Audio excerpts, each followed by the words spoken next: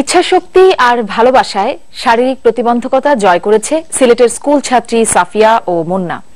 অন্য শিশুর মতো নেই দুটি হাত ও পা, তবুও প্রথম শ্রেণী থেকে প্রথম হয়েই প্রাথমিক সমাপনী পাশ করেছে সাফিয়া। আর দুই হাতের অক্ষমতাকে হার মানিয়ে উচ্চশিক্ষায় পা বাড়িয়েছে আজিজুর রহমান মুন্না। ছোট্ট শিশুরা যখন মুক্ত পাখির মতো এদিক ওদিক ছুটোছুটিতে ব্যস্ত, তখন সাফিয়ার সময় কাটে ঘরে বসে। জন্ম থেকেই নেই হাত পা, তবু থেমে নেই অদম্য এই মেধাবীর এগিয়ে যাওয়া। অন্য বাচ্চাদের লেখাপড়া শিখাইতে বা অক্ষর শিখাইতে অনেক শ্রম দিতে হয়, আসলে তার বেলায় এরকম কোনো শ্রম দিতে হয়েছে না।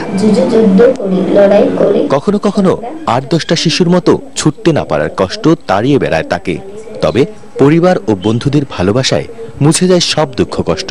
বাচ্চারা দৌড়দৌড়ি করে, খেলা করে, তাই তো খেলতে পারে না, সবসময় ঘরে বসে থাকে, বেশি টিভি দেখে। আছে শারীরিক সীমাবদ্ধতা, তবে প্রবল মানসিক দৃঢ়তা নিয়ে বেড়ে উঠেছে সাফিয়া। বড় হয়ে করতে চায় বাবা মার ইচ্ছা পূরণ। আমি ক্লাসে যখন আমার টিচার, আমার বন্ধুরা আমাকে অনেক সাহায্য করে, স্নেহ করে। সিলেটের দক্ষিণ সুরমার মুন্নার গল্পটা একটু ভিন্ন। স্বাভাবিক মানুষের মতো দুহাত না থাকলেও কোনো কিছুতেই পিছিয়ে নেই এই মেধাবী। বরাবরই ক্লাসে প্রথম সে। পড়াশোনার পাশাপাশি স্কুলে খেলাধুলা, বিতর্ক, আবৃত্তি সবকিছুতেই সমানে সমান। ছোটবেলা থেকে মুন্না পড়াশোনা খুব ভালো আর কি।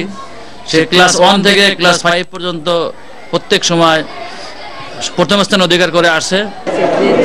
বরাবরই নিজ গুণে সবার নজর কাড়ে মুন্না। স্বপ্ন বড় হয়ে সে হবে সফটওয়্যার ইঞ্জিনিয়ার। আমার স্বপ্ন হলো সফটওয়্যার ইঞ্জিনিয়ার হওয়া। এর পাশাপাশি আমার ইচ্ছা সমাজের মানুষের জন্য এগিয়ে আসা। সে যদি বড় হইতে আমার তার জীবনের ভবিষ্যৎটা সে উজ্জ্বল করতে পারবে। মুন্না সাফিয়াদের মতো আরো অনেক অদম্য মেধাবী রয়েছে দেশের আনাচে কানাচে। তাদের খুঁজে বের করে স্বীকৃতি দেওয়ার দাবি বিশিষ্টজনদের। প্রত্যুষ তালুকদার, যমুনা নিউজ, সিলেট।